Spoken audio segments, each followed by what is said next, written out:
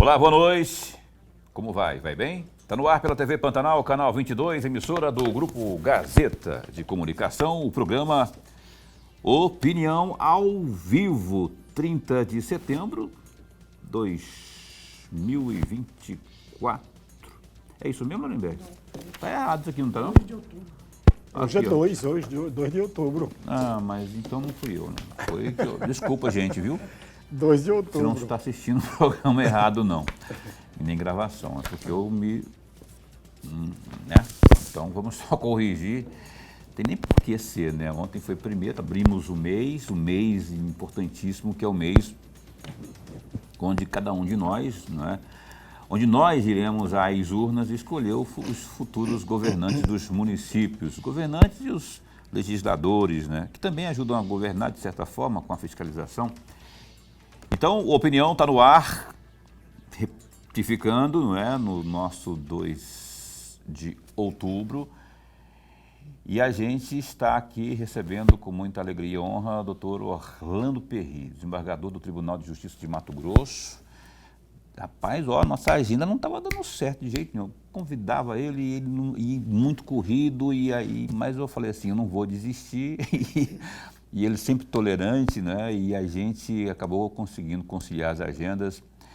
Esse importante nome do nosso judiciário, Poder Judiciário Mato-Grossense, aqui conosco, vai falar, tem muita coisa importante para a gente falar. Sistema penitenciário, por exemplo, o doutor Perry tem percorrido aí o estado inteiro, preocupado, não é, com a questão da superlotação, das condições em que vivem aí os detentos, os presidiários aqui no estado. Tem muito assunto importante para a gente discorrer aqui nesta noite aqui com o doutor Orlando Perry, não é? Nesta noite no programa Opinião. Professor Lorenberg, 2 de outubro, boa noite, como vai? Vai bem? Muito bem, Paulo. Boa noite, Paulo Coelho, e um grande abraço, mas um grande abraço mesmo a todos os nossos telespectadores, a razão maior do nosso programa. Grande verdade, é você que acompanha o programa Opinião pelo www.gazetadigital.com.br. Obrigado pelo carinho da companhia, viu? E também pela página no Facebook.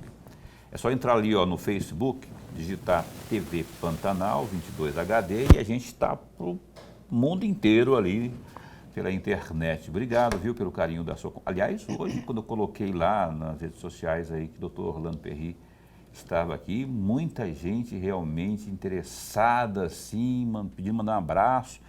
Aliás, o doutor... Qual que é o nome dele? O doutor Saito, doutor Gonçalo, ele falou assim, ó, manda um recado para o doutor, falar para ele que eu estou esperando ele lá na posse na Academia Mato Grossense de Letras, que será segunda-feira. Eu vou dar um pulinho lá depois do programa, viu, doutor Saito? E toda a turma aí mandando um abraço para o senhor, e a gente também está muito feliz. Boa noite, doutor Orlando Perry, muito bom tê-lo aqui, não é, pela primeira vez, que seja a primeira de uma série de outras tantas, a gente sabe da sua correria lá, mas a gente está aqui para bem informar. Vamos começar, ao cumprimentá-lo, queria que já fizesse um balanço aí dessas idas e vindas do senhor pelas unidades penitenciárias, unidades prisionais pelo Estado. E eu queria que o senhor fizesse um diagnóstico resumido para a gente, ao longo do programa, discorrer sobre os demais detalhes. Boa noite. Boa noite, Paulo. Boa noite, professor Lorenberg. É um prazer, uma honra estar aqui neste programa para falarmos de um assunto tão importante e ainda tratado de uma maneira tão preconceituosa pela nossa sociedade, que é referente ao sistema prisional nacional. Nós sabemos que o Supremo Tribunal Federal, há pouco tempo, acabou concluindo o julgamento da DPF 347 e declarou o estado de coisa inconstitucional no sistema carcerário nacional. E impôs a todos os estados da federação a adoção de medidas para que nós possamos reformular o sistema e o Estado, sim, cumprir o papel que lhe é peculiar referente à ressocialização das pessoas que cumprem penas privativas de liberdade. A verdade é que hoje o sistema prisional nacional, de uma maneira geral, é um bolsão de lixão humano. apenas as pessoas que não conhecem o sistema prisional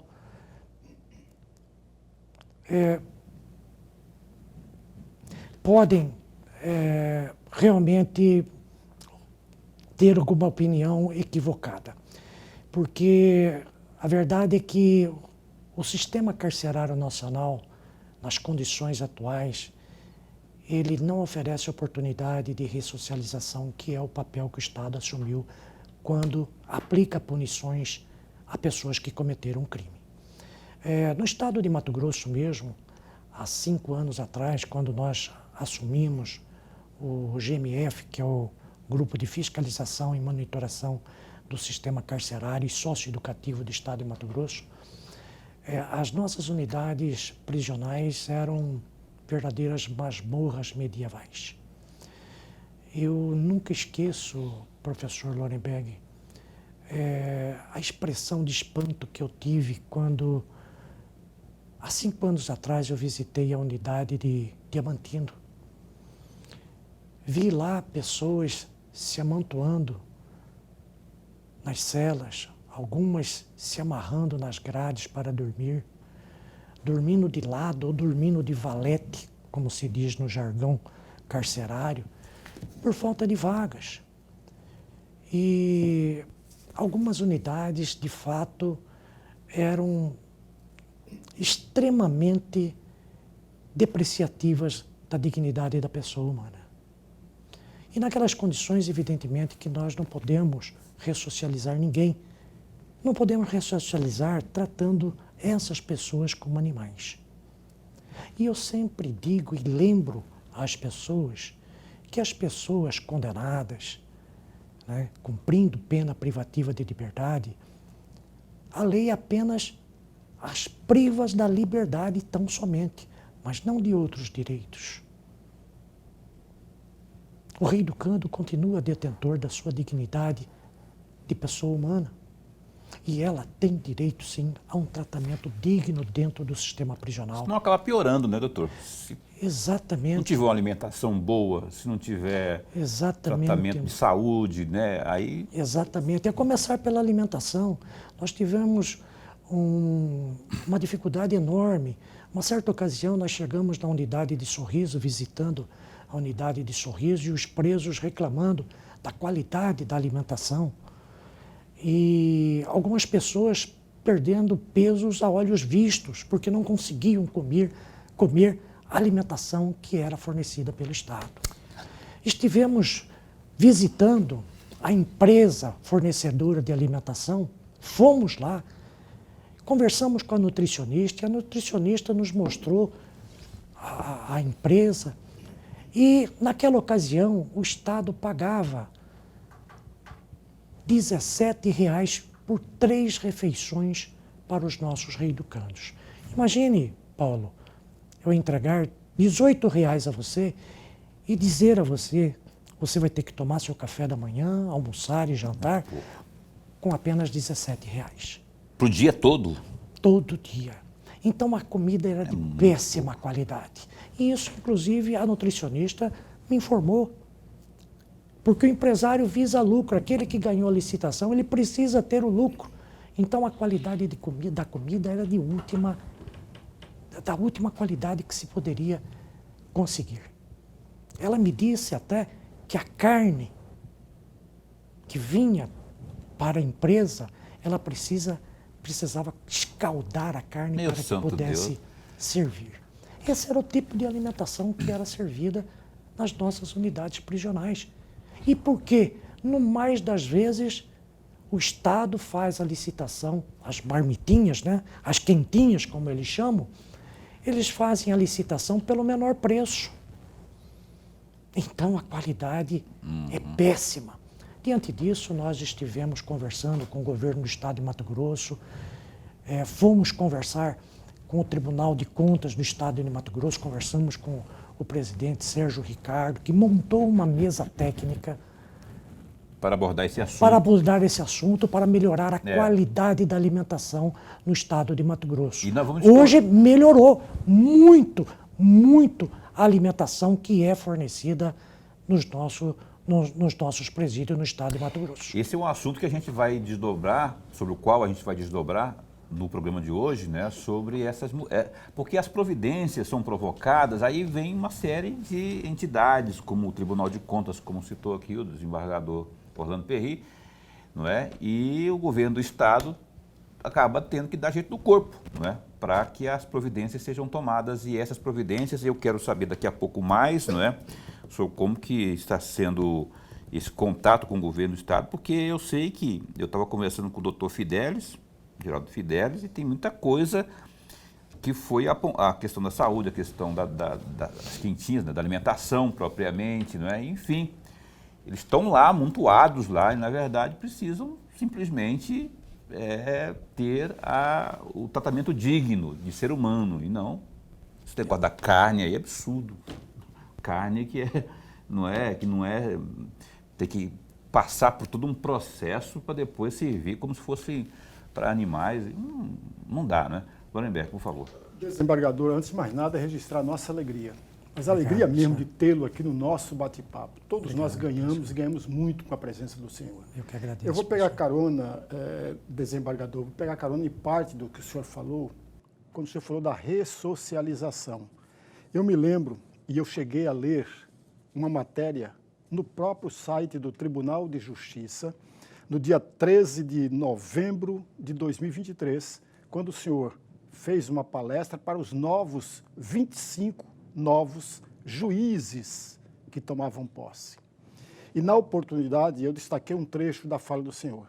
Entre aspas, infelizmente, não descobrimos ainda a pílula mágica da ressocialização, mas estou cada dia mais convencido de que a ressocialização passa necessariamente pela educação e pela empregabilidade.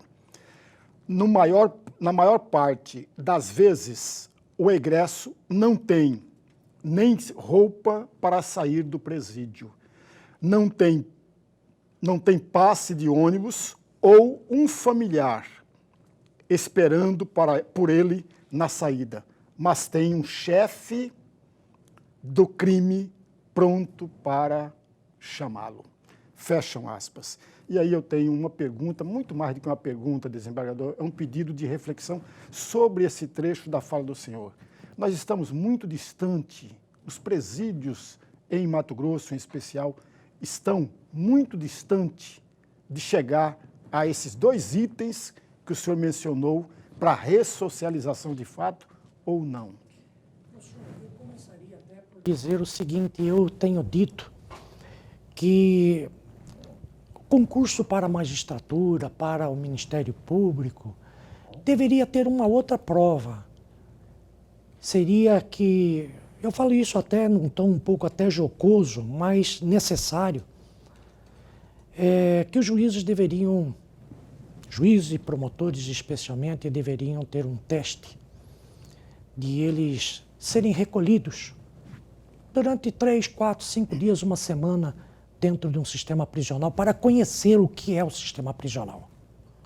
Aliás, há algum tempo atrás eu vi uma reportagem dizendo que na Bélgica, que é um dos modelos que nós temos no mundo, os juízes, 25 juízes belgas se propuseram a anonimamente se recolher num determinado presídio para que eles pudessem conhecer a realidade do sistema prisional. Cheguei a fazer até uma provocação com os nossos juízes, façamos o mesmo. Vamos lá, vamos ficar encarcerados 15 dias, anonimamente, para nós conhecermos, porque os juízes precisam conhecer, os juízes promotores precisam conhecer o que é o sistema prisional, porque muitas vezes nem os nossos juízes, nem os nossos promotores de justiça, que alimentam todos os dias com pessoas o sistema prisional, conhecem a realidade do sistema. Porque talvez o juiz e o promotor de justiça, conhecendo a realidade nua e crua do sistema, talvez eles não fossem tão rigorosos como têm sido os nossos juízes no sistema brasileiro.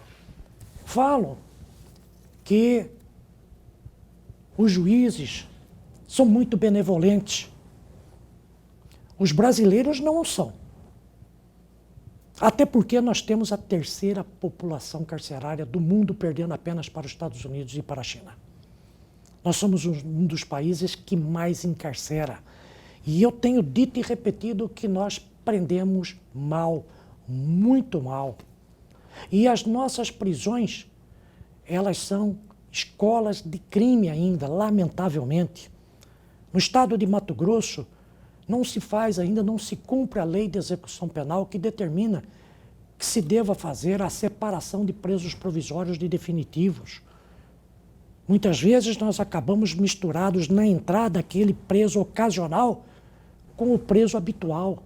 Aquele que já tem a universidade do crime, que já é professor na criminalidade.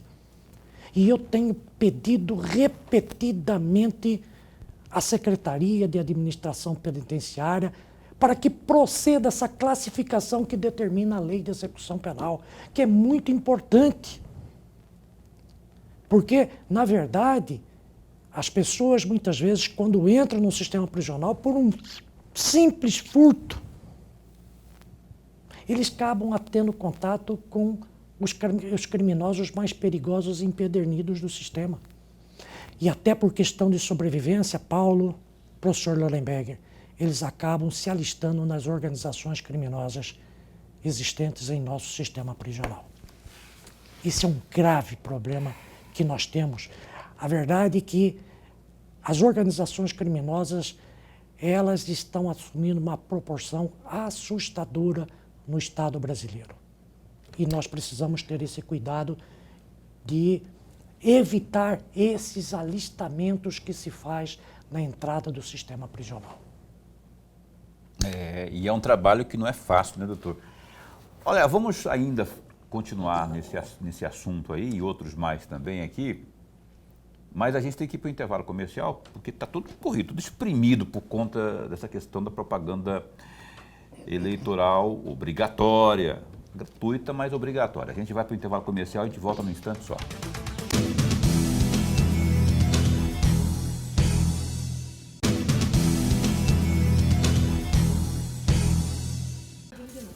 Pois bem, cá estamos de volta, você está assistindo ao programa Opinião. Nós vamos correr, nego, porque, olha, tem muita coisa aqui e o tempo está bem exprimido. Vamos ao Gazeta Digital. Já votou? Já votou? Não, já escolheu em quem vai votar? Ó, domingo agora você vai ter que escolher prefeito e vereador.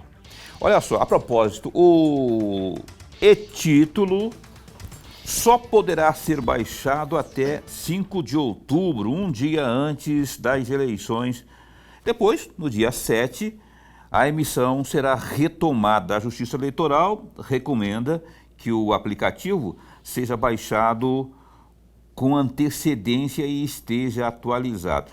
A última atualização foi lançada na última data de 28, próximo passado, ou sábado, portanto. O e-título é a via digital do título de eleitor. O aplicativo permite acessar o título e apresentá-lo na hora da votação pelo celular, também consultar aí o local de votação, emitir certificado de quitação eleitoral e, no prazo, se inscrever para mesário, por exemplo, né, ainda voluntário, e também justificar aí a ausência no pleito. Para o eleitor poder apresentar apenas o e-título, é necessário, portanto, que o eleitor já tenha cadastrado sua biometria na Justiça Eleitoral.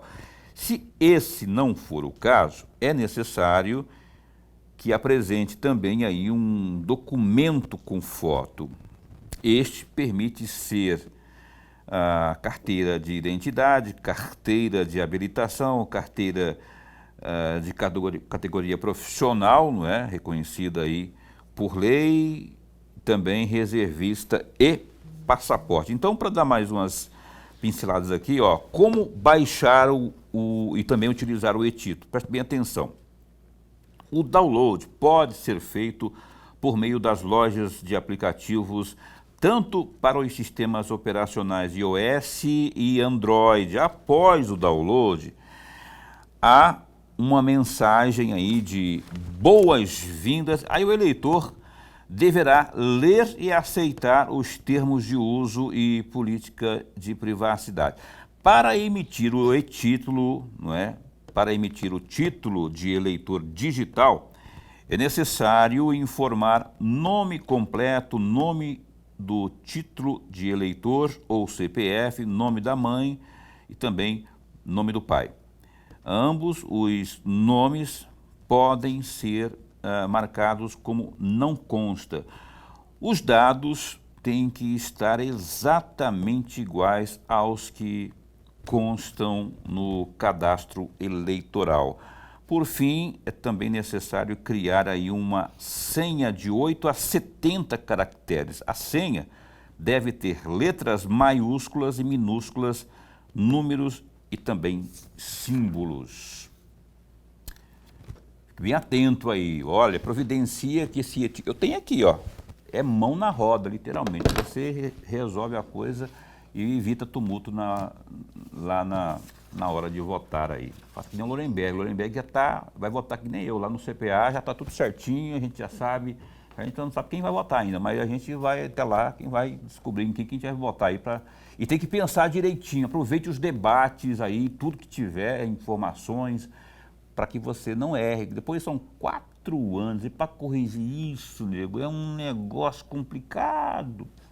Doutor Perry também já está tudo certinho, o e-título já está tudo certo e vai exercer seu direito de cidadão lá no dia 6. Doutor Perry, voltando aqui às discussões sobre ainda o sistema penitenciário. Aliás, eu queria que o senhor me ajudasse a atualizar aqui, parece que são 40, quantos são? São 4 penitenciárias no estado, anotei aqui, o doutor Fidel me passou, eu não lembro, 44 ao todo, né? É CDP que fala que é o... CDP que é centro, ou não é centro? De detenção provisória. Esses são 3 aqui no estado. Sobre as vagas, o que o senhor tem observado aí? O governo parece que deu uma providenciada, tem uma nova aqui em Várzea Grande agora. Houve um momento nesse ano que não tinha mais, segundo o governo, superlotação, não tinha vaga sobrando, mas parece que o negócio já começou de novo. Como é que está isso hoje, na sua observação? Veja, ainda faltam vagas no sistema carcerário do estado de Mato Grosso. Nós temos observado isso nas nossas unidades prisionais. Recentemente, eu recebi um relatório do juiz da comarca de Primavera do Leste, onde ele detectou a existência de uma superpopulação carcerária, existente também em Sorriso e em várias outras localidades. A verdade é que ainda faltam vagas no sistema prisional matogrossense. Eu creio que o governo do estado de Mato Grosso vai inaugurar 2 novos raios na comarca de Sinop e está construindo outras unidades que vai dar um certo conforto para o sistema prisional. Hoje nós ainda temos, sim, superpopulação carcerária, mas nós acreditamos que dentro de pouco tempo, administrando bem essas vagas, nós vamos controlar a superpopulação. Que a verdade é o seguinte, nós estamos numa espiral crescente. Os juízes cada vez prendendo mais, as pessoas cada vez mais cometendo crimes, a nossa legislação cada vez mais endurecendo a nossa legislação penal, inclusive endurecendo a progressão de regime. As perspectivas são sombrias. Sombrias porque, eu digo sempre, desde a lei anticrime nós alargamos a porta de entrada do sistema prisional e afunilamos a porta de saída. Se nós não cuidarmos bem desse controle da população carcerária, não haverá presídios que bastem para albergar os condenados. O Brasil conta atualmente em torno de 826 mil presos no regime fechado. Segundo o DEPEN, ainda faltam 230 mil vagas. Para construir presídios para essas 230 mil vagas, o Estado teria que gastar em torno de 30 bilhões de reais. Mas não só isso. Além das 230 mil vagas de déficit, nós temos 300 mil mandados de prisão em aberto. Se esses mandados de prisão forem cumpridos, onde vamos colocar essa população carcerária? Onde? É verdade. Mas o Estado de Mato Grosso progrediu bastante no governo Mauro Mendes. E nós temos firmados TACs no sentido de possibilitar a construção de outras unidades no Estado de Mato Grosso, inclusive os presídios femininos, que são verdadeiros lixos. Os nossos presídios femininos são lixos. Nós precisamos demolir esses presídios femininos e construir novas unidades. Mas isso tem previsão num termo de ajustamento de conduta firmado com o governo do Estado de Mato Grosso, e ele já começará a fazer a primeira unidade este ano em Cáceres. Então, nós temos graves problemas ainda com vagas no sistema prisional mato-grossense. Pelo menos isso, providências estão sendo tomadas. Estão. Né? Antes tarde do que mais tarde. Lorenberg. Desembargador, no intervalo, o senhor falava, ou confessou a todos nós, que faltou uma parte da resposta da minha pergunta, quando na fala do senhor, à frente de 25 novos juízes, o senhor falou que era necessariamente termos educação e empregabilidade. Exatamente, Lorenberg. Veja, o Estado brasileiro não tem cumprido o seu papel de ressocialização. Simplesmente ele recolhe o preso passa 23 horas dentro da grade, sem trabalhar, sem estudar, com 1 hora apenas, quando se dá, quando se oferece, 1 hora de banho de sol. Isso não ressocializa ninguém. Nós temos que levar educação, trabalho e profissionalização e dar oportunidades a essas pessoas, tanto dentro do presídio quanto quando eles deixarem o sistema prisional. Porque, no mais das vezes, o grande problema que nós enfrentamos aqui fora é o problema do preconceito. O nosso empresário, a nossa sociedade repudia aquele que foi condenado, que está usando uma tornozeleira eletrônica. E se nós não abraçarmos esses nossos irmãos, nós estamos empurrando eles para a criminalidade novamente. Porque aquela fala minha retrata exatamente isso, porque, no mais das vezes, a pessoa, quando sai do sistema prisional, ele não tem mais família, porque sua família se destruiu ao longo do tempo em que ele cumpriu a sua pena. Ele tem aliados no crime organizado. Então, quem vai estar esperando ele na porta do presídio, no mais das vezes, é alguém faccionado. Porque a nossa sociedade também rejeita os nossos reeducandos. Eu digo que se nós oferecermos oportunidade a essas pessoas, elas se emendam. E a experiência nossa tem mostrado isso, Paulo. Uhum. Nós temos hoje no estado de Mato Grosso aproximadamente 3.700 presos trabalhando entre extramuros. E essas pessoas, quando elas saem e têm uma perspectiva de futuro, alguém oferece uma oportunidade de emprego, elas não voltam mais para a criminalidade.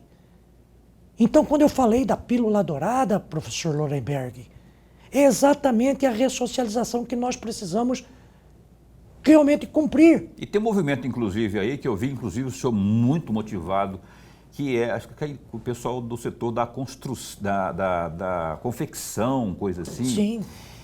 Para envolver a mão de obra dos detentos, não é? Exato. E passa por esse trabalho que o senhor falou aí, só que aí tem que haver também uma mudança de mentalidade para quebrar o preconceito, porque senão, então tem que envolver muita gente aí. Esse projeto aí de envolver essa mão de obra nesse setor da construção aí, como que está hoje? Está acompanhando? O senhor acha que teremos aí uma coisa maior aí nesse sentido? Sim. Veja só, nós somos o maior produtor de algodão do Brasil. E nós não produzimos uma cueca no estado de Mato Grosso. Nós temos que andar pelo menos 1.000 quilômetros até Goiânia para comprar peças de roupas, quando nós podemos sim fazer de Mato Grosso um polo de confecção. E nós queremos fazer exatamente isso, começando pelo sistema prisional. Nós temos aproximadamente 12.500 presos encarcerados. 12.500 presos. O Estado de Mato Grosso, só para vocês terem uma ideia, a Secretaria de Educação gasta na confecção de uniformes para os estudantes em torno de 130 milhões de reais em uniforme. Comprando de fora. Comprando de fora. Sem falar as prefeituras municipais, sem falar os hospitais, os asilos, os abrigos. E tudo isso é um grande potencial que nós temos dentro do sistema prisional, porque nós temos condições de fazer tudo isso dentro do sistema prisional. E nós queremos industrializar os nossos presídios. Até porque o preso aprendendo uma profissão, nós podemos se tornar, por exemplo, um polo como Caruaru. O preso deixando o cárcere, o Estado de Mato Grosso já vai colocar, o governador já assinou esse decreto, vai colocar à disposição dele um crédito de até 15 mil reais para que ele possa montar o seu negócio. Olha só que coisa boa. Então, nós queremos começar e vamos fazer isso, estamos trabalhando com a AMPA, que vai fornecer uma parte das máquinas de costuras e queremos transformar os nossos presídios, os nossos CDPs, em polos industriais. Eu vi uma reunião que vocês, do Poder Judiciário, e junto com o pessoal do Tribunal de Contas, tinha lá o governo do Estado, por meio da Desenvolve MT, também envolvido, a Secretaria de Educação também envolvida. Tinha uma série de pessoas e entidades e assim, eu acho que teremos novidades positivas nesse sentido aí. Faz todo sentido que é um dinheiro que poderia ficar aqui ao invés de comprar de fora, não é? E então, Paulo, e uma coisa muito importante, veja só, é como eu disse, a população carcerária cresce em progressão geométrica. E o Estado, eu já citei números aqui, nós precisaríamos gastar 30 bilhões de reais para suprir a necessidade de vagas hoje existentes. Então o presídio custa muito caro ao Estado brasileiro, a nós cidadãos que pagamos impostos. E eu digo sempre que o preso tem que ser considerado sempre como um hóspede indesejado. Um hóspede indesejado, porque nós temos que fazer com que ele fique o menor tempo possível dentro do sistema, mas que saia ressocializado, saia melhor do que entrou, e não pior. E como é que nós vamos fazer isso? Através do trabalho, da educação e da profissionalização. A imensa massa carcerária não tem o primeiro grau. Nós temos hoje aproximadamente quase 3 mil presos trabalhando, estudando, fazendo ensino fundamental. Ótimo. A maioria deles não tem profissão. Eu vou ter que ir lá de novo, ali, no intervalo comercial, coisa bem rápida. A gente já volta aqui com mais Orlando Perry aqui. Lorenberg está cheio de perguntas, eu também. A gente vai explorar o último bloco aqui, né? Vamos acelerar o use and bolt, né? Vamos correr contra o tempo. A gente volta num instante só.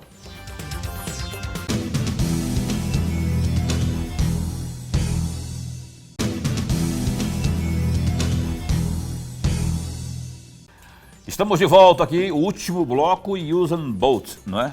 Que é muito corrido. Estamos aqui com o nosso decano do Tribunal de Justiça de Mato Grosso, Orlando de Almeida Perry, que está aqui conosco, dando uma aula aqui de humanidade, porque essa questão, se não for encarado com empatia, se colocar no lugar do outro e ver as condições que os detentos estão lá, não se move, não é? Então a paixão dele, o olho até brilha aqui quando ele fala que tem que realmente providenciar melhorias para o pessoal que está privado de liberdade no estado de Mato Grosso. Professor Lorenberg, por favor. Desembargador, saindo um pouquinho fora, recentemente o senhor teve uma reunião com representantes do Ministério Público, do Tribunal de Contas do Estado, segmentos do governo do Estado, e tratava, naquela oportunidade, o senhor dizia que nós estamos bastante atrasados na instalação da rede de proteção e defesa da pessoa idosa. Já avançamos ou já diminuímos esse atraso ou ainda não diminuímos, desembargador? Demos o primeiro passo apenas, professor Lorenberg. A verdade é que o Estado de Mato Grosso ainda não trabalha com políticas públicas envolvendo a categoria dos idosos.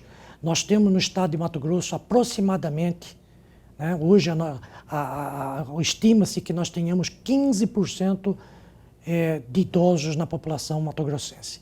Isso daria em torno de 400 mil pessoas na condição de idosos. E nós não temos abrigos públicos. Basta ver que Cuiabá, a capital matogrossense, a maior cidade do estado de Mato Grosso, nós não temos um abrigo público. Nós temos um abrigo filantrópico, que é o abrigo Bom Jesus de Cuiabá, que tem uma capacidade muito reduzida para receber os nossos idosos. Hoje, o abrigo de Cuiabá conta com 90 vagas. Estamos trabalhando lá, procurando ajudar para que possamos ampliar o número de vagas. O problema é tão sério, que muitas vezes os juízes estão sendo acionados para impor às prefeituras, né, o abrigamento de idosos. E nós não temos no estado de Mato Grosso, e o juiz tem determinado que se faça no estado de Goiás, por exemplo. Então é muito importante que nós comecemos a voltar os nossos olhos para esta categoria, até porque se estima que no ano de 2050 nós tenhamos pelo menos 30% da nossa população idosa e mais ainda 39% em 2070.